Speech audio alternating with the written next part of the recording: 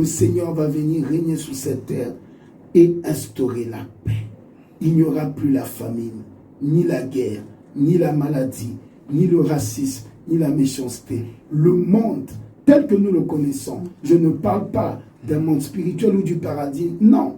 Le monde tel que nous le connaissons va expérimenter et goûter la vraie paix de Dieu parce que Christ régnera sur toute la terre. Mais avant cette grande promesse de paix, il y a deux petites promesses derrière. Il y a une promesse de paix de Dieu pour les nations. Il y a une promesse de Dieu pour la Côte d'Ivoire. Amen, amen, oui, amen. La Bible dit dans 2 Chroniques, chapitre 7, verset 14, si mon peuple, si les Ivoiriens, si l'église de Côte d'Ivoire dépasse les murailles des dénominations, les murailles des religions, je suis catholique, je suis assemblée de Dieu, je suis baptiste, je suis pentecôtiste, je suis assemblée mongarisme. Nous n'avons pas besoin de cela. Jésus-Christ n'a pas de religion. Jésus-Christ n'a pas de dénomination. Si l'Église dépasse tout cela, si mon peuple sur qui est invoqué mon nom s'humilie, prie, cherche ma face et se détourne de ses mauvaises voies, Dieu dit, je l'exaucerai des cieux. Je lui pardonnerai, je guérirai son pays. C'est la promesse de Dieu pour la paix en Côte d'Ivoire. Il y a une promesse pour la paix en Côte d'Ivoire. Et vous vous rendez compte, mes chers frères et sœurs, laissons les païens, laissons les musulmans, laissons les autres. Vous vous rendez compte que cette paix nous engage d'abord, nous, enfants de Dieu. Donc, je veux extrapoler et exagérer pour nous provoquer en nous disant, est-ce que quelque part, notre pays n'a pas une paix totale à cause de d'abord nous, enfants de Dieu? Parce que nous manquons d'unité, d'humilité et de prière. Et il y a une petite promesse de paix pour toi qui m'écoutes. La Bible dit que pendant les troubles de l'Égypte, quand Dieu jugeait l'Égypte, Dieu avait gardé Israël à Goshen, dans une petite ville. Ils étaient en paix, en tranquillité et en prospérité, pendant que tout le pays était troublé. Il y a une paix pour ton foyer. Amen. Il y a une paix pour ta famille. Amen. On va parler de Covid-19, d'Ebola, d'épidémie de typhoïde.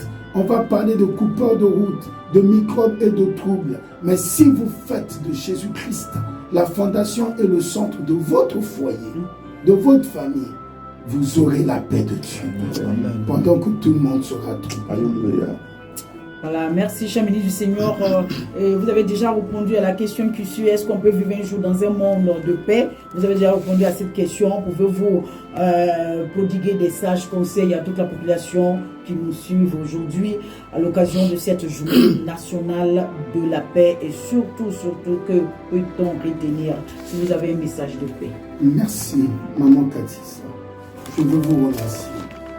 Je voudrais dire à quelqu'un qui a le privilège de m'écouter maintenant. Je remercie la Voix d'Indi, je remercie la mission Hosanna. Je voudrais dire à quelqu'un, tu n'as pas raison. Tu n'as pas raison. Je ne sais pas ce qui se passe dans ton foyer ou dans ta famille. Je ne sais pas aussi qui a commencé. Je sais que certainement que tu es blessé et que tu as pris la décision et la résolution de ne plus accorder la parole à un tel, de ne plus aller chez un tel. Mais de la part de Dieu, en ce jour de paix, je veux te dire que tu n'as pas raison.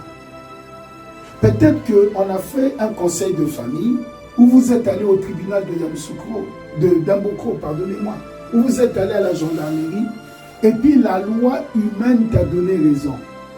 Mais devant Dieu, tu n'as pas raison. Humilie-toi devant Dieu. Amen. Ne cherche pas à avoir raison. Ne cherche pas à être le premier. La Bible dit le plus grand d'entre vous tous sera le plus petit. Le meilleur sera le serviteur. La paix est plus importante que ta raison. Ton foyer, sauvegarder ton foyer est plus importante que toi ta raison. L'unité de ta famille est plus importante que toi ta raison. Le bien-être de ton église, de ta communauté. Vous priez dans un bureau, à l'administration. Vous avez besoin d'être unis. Vous avez besoin de continuer à collaborer dans la tranquillité. le développement de la Côte d'Ivoire, les objectifs qui concernent le lieu où tu travailles sont plus importants que ton individualité. Si tu es un vrai enfant de Dieu, accepte que tu n'as pas raison et sois le premier à pardonner.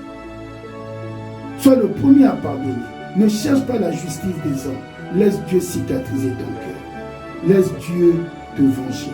Laisse Dieu te justifier. Ne cherchons pas à avoir raison. Ne cherchons pas à être privilégiés. Cherchons que Dieu ait raison. Cherchons qu'au travers de nos frustrations, de nos blessures, au travers des trahisons que nous avons subies, cherchons que l'amour de Dieu, la grandeur de Dieu, la force de Dieu soit manifestée. Laisse Dieu te ressusciter afin que tu deviennes meilleur après cette situation. Merci beaucoup. Amen.